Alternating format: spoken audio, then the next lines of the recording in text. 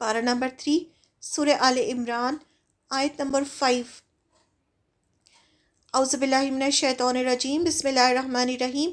ان اللہ، بے شک اللہ، لا یخفا، نہیں چھپتی، علیہ اس پر، شیئن کوئی چیز، فی الارضی زمین میں، ولا فی السمائی اور نہ آسمان میں۔ اللہ سے کوئی چیز نہیں چھپ سکتی، چاہے وہ زمین میں ہو چاہے وہ آسمان میں ہو، اسے ہر چیز کا علم ہے۔ یقیناً اللہ تعالیٰ پر زمین اور آسمان کی کوئی چیز پوشیدہ نہیں، یعنی کوئی چیز چھپی نہیں۔ Truly, nothing is hidden from Allah in the earth or in the heavens. یقیناً اللہ تعالیٰ پر زمین اور آسمان کی کوئی چیز پوشیدہ نہیں، ذرہ برابر جگہ بھی ایسی نہیں جسے وہ نہ جانتا ہو۔ اسے فل، پرفیکٹ اور ایگزیکٹ نالج ہے پورے یونیورس کی۔ جو بک اس نے اتاری ہے اس میں صرف ٹروتھ ہے، یعنی سچائی ہے، حق ہے، اور یہ اس نے نازل کی ہے۔ بتایا جا رہا ہے کہ یہ قرآن کس نے نازل کیا ہے، جو آیتیں پڑھ کر سنائی جا رہی ہیں یہ کس کی نازل کردہ ہے؟ وہ جو العلیم ہے، یعنی اس کو ہر چیز کا علم ہے، وہ جو الحکیم ہے، جو آل وائز ہے، حکمت والا ہے، اس نے یہ قرآن کی آیتیں نازل کی ہیں۔ اس سے ہمیں یہ معلوم ہوتا ہے کہ اللہ تعالیٰ کو ہمارے نیچر ہم سے زیادہ پتہ ہے، اس لیے ہمارے پاس اور کوئی راستہ نہیں اس کے علاوہ کہ ہم اللہ پر بھروسہ کریں اور اس کے بتائے ہوئے راستے پر چلیں، کیونکہ وہی راستہ ہماری نجات کا راستہ ہے، جنت کا راستہ ہے۔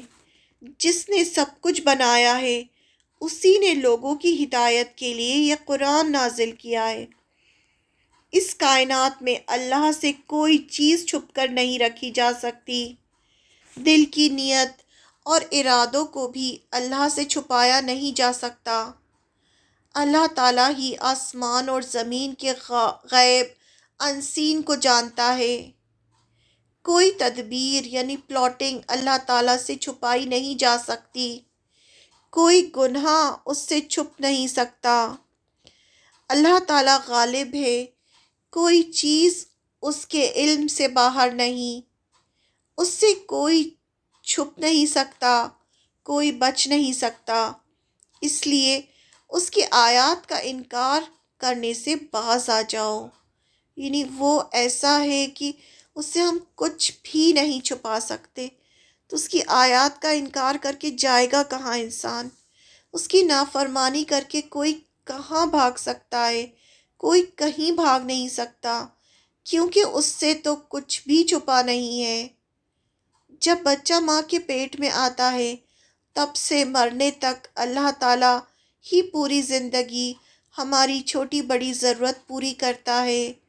اسی کو پتہ ہے جیسے ہمیں زندگی کے لیے دوسری چیزوں کی ضرورت ہے، ویسے ہی صحیح راستے پر چلنے کے لیے ہدایت کی بھی ضرورت ہے، اس لیے اس نے اس قرآن کو نازل کیا ہے۔ اب اس کا بہت چھوٹا سا اگزامپل ہے کہ جو کوئی چیز بناتا ہے اس سے پتہ ہوتا ہے کہ یہ چیز کیسے چلے گی، کیسے خراب ہو جائے گی، کس چیز کے ساتھ اسے یوز کیا جائے گا۔ اب موبائل کا ہی اگزامپل لے لیں، جس نے بنایا ہے اسی کو پتہ ہے نا کہ اس کو ہمیں کیسے چلانا ہے۔ اگر ہم اسے الٹے سیدھے طریقے سے چلانا شروع کر دیں گے تو کیا ہوگا؟ وہ چیز خراب ہو جائے گی۔ اور اس کے ساتھ آپ دیکھیں کوئی بھی ہم چیز خریدتے ہیں تو اس کے ساتھ ایک بکلیٹ آتی ہے، اس میں لکھا ہوتا ہے ہر چیز کو۔ کوئی بھی گیجٹ، نیا گیجٹ جب آتا ہے مارکیٹ میں یا کوئی بھی چیز ہم لیتے ہیں تو اس میں ہر چیز لکھی، انسٹرکشن لکھے رہتے ہیں کہ آپ کو ایسے ایسے اس کو چلانا ہے۔ تو ایسے ہی جب انسان کو اللہ تعالیٰ نے بنایا ہے، ہماری ذہنیت، ہمارا دماغ، ہمارا جسم، ہر چیز اللہ نے بنائی ہے اور وہ ہر چیز جانتا ہے ہمارے بارے میں۔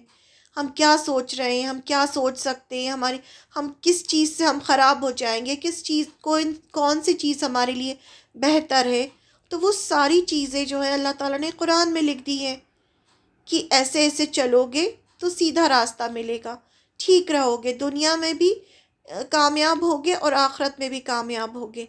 لیکن اگر یہ کام کرو گے، جیسے ہم جا کے کوئی الیکٹریکل انسٹرومنٹ ہے اس کو ہم پانی میں ڈال دیں، یا ہم کچھ اس طرح سے کریں تو وہ خراب ہو جائے گا۔ اسی طرح سے انسان کو اس کتاب میں ایک ایک چیز لکھی ہوئی ہے کہ کون کون سی ایسی چیزیں کرو گے جس سے تمہیں نقصان ہوگا۔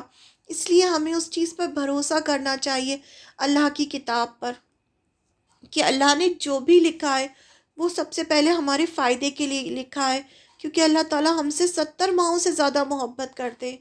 تو جو اتنی زیادہ محبت کرتے ہیں تو انہوں نے جو بھی ہمارے لیے لکھا ہوگا اس چیز کا ہمیں یقین ہونا چاہیے کہ اس میں ہماری ہی بھلائی ہوگی۔